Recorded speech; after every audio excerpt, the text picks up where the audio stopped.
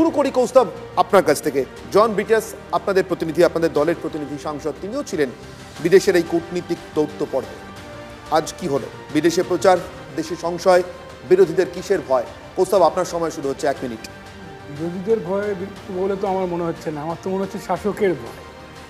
কারণ আমরা তো প্রথম থেকে বলেছি, পেহেলগাঁওয়ের ঘটনার পর বলেছি, লস্করি তৈবা আসলে কেন ধর্ম বেছে বেছে নৃশংসভাবে জানোয়ারের মতো আচরণ করে মানুষগুলোকে মেরেছে। তার কারণ লস্করি তৈবা চায় যে গোটা ভারতবর্ষে হিন্দুদের নাম করে মারলে রিটালিয়েট হবে, ভারতবর্ষের সংখ্যালঘুদের উপর আক্রমণ আনা হবে, তাতে লস্করি তৈবার লাভ হবে। এইটা হচ্ছে রাজনীতি। কিন্তু ভারতবর্ষ কিন্তু প্রথম দেখালো, যে ভারতবর্ষ দেখালো, ইন্ডিয়ান আর্মিও দেখালো, যে সেকুলার নিয়ে বঙ্গ বিজেপির লাভঝাপ শুরু হয়ে গিয়েছিল, সেকুলার দেশ কিভাবে চলতে পারে, সেকুলার দেশ কিভাবে হয়, কিরকম সেকুলার দেশ হয়, কাশ্মীরের মানুষ কিন্তু প্রমাণ করে দিল।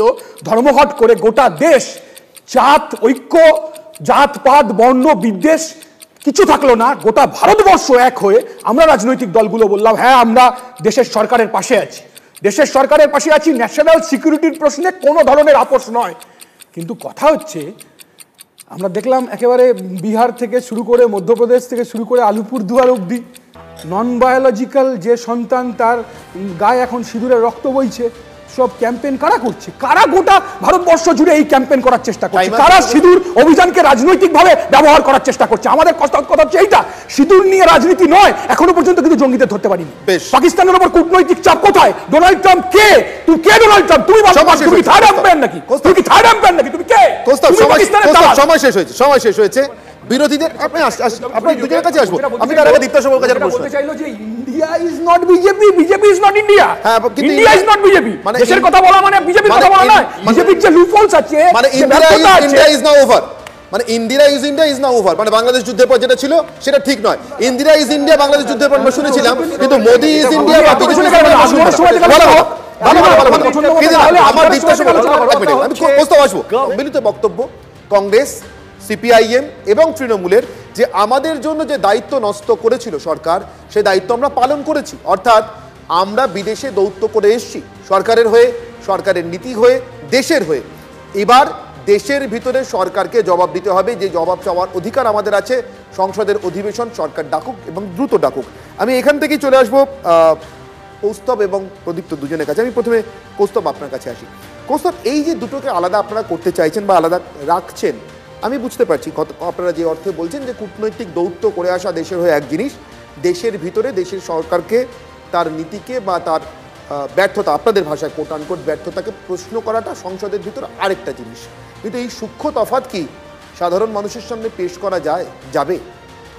দেখো, একটা জিনিস তোমায় মানতে হবে, এটা তো অস্বীকার কেউ করছে না, গোটা দেশের কোনো মানুষ করছে না, যে দিনের পর দিন ধরে পাকিস্তানের সরকার, পাকিস্তানের মিলিটারি, পাকিস্তানের প্রশাসন, তারা নিশ্চুপ হয়ে আছেন এবং তারা হচ্ছে মদত দিচ্ছেন। এবং আমরা দেখলাম যে ইন্টারন্যাশনাল মনিটারি ফান্ড থেকে এই সময়ের মধ্যেও তারা টাকা পেল, সে নিয়েও ভারতবর্ষ যখন বিরোধিতা করছে, তখন অনেক বড় বড় দেশ তারা চুপ করে থাকছে।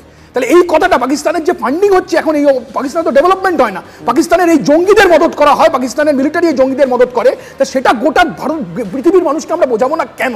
সেটা আমাদের বোঝাতে হবে। পাকিস্তান দিনের পর দিন এ ধরনের কাণ্ড কারখানা করে যাচ্ছে।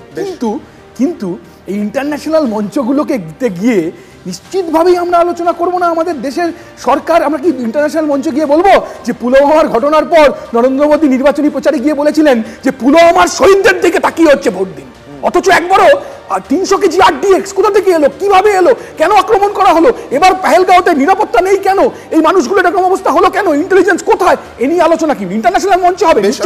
নিশ্চিতভাবেই হবে না। আমি উত্তর নিই দীপ্ত সবার কাছে। প্রথম কথা, কৌস্তববাবু যেটা বললেন যে বিদেশের মাটিতে, আচ্ছা যদি সেটাতেই ওনারা বিশ্বাস করেন, কলকাতার রাস্তায় কেন মিছিল করছিলেন যুদ্ধ নয় শান্তি চাই?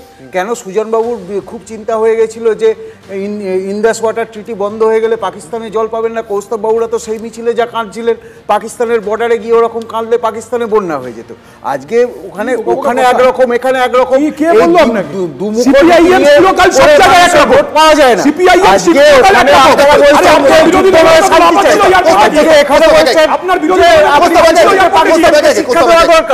আজকে আপনার পাকিস্তানে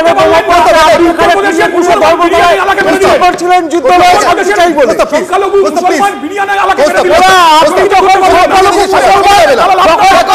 আপনার শোনা যাক, সোরেন please। মারা গেছিল, নিজে সে নিজে শোনা। আদিবাসী ছিল না? নিজে নিজে শোনা, please। তারপরে আজকে সেই কেশব রাও মারা গেলে আপনারা তার হয়ে না, কেশব না, রাও কথায় ফিরে আসি।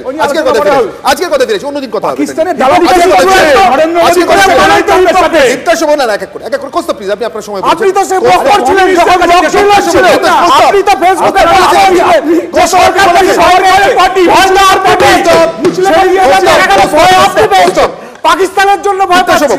দীপ্তা শোভন, আমার একটা ছোট আরে, প্রশ্ন। একই খালি দীপ্তা শোভন, একটা ছোট পাকিস্তান, প্রশ্ন। পাকিস্তান। যারা ইতিমধ্যে দেশপ্রেমের পরীক্ষায় উত্তীর্ণ এই সংকটকালে, এই সম্মিলিতভাবে চীনের বিরোধী পক্ষ, চেয়ারম্যান, আমাদের তারা চেয়ারম্যান বলে যারা তাহলে সারা পাঠালেন দেশে কেন? বলে তাহলে যারা পাঠালেন কেন? তারা তাহলে উত্তীর্ণ। পাঠালেন কেন?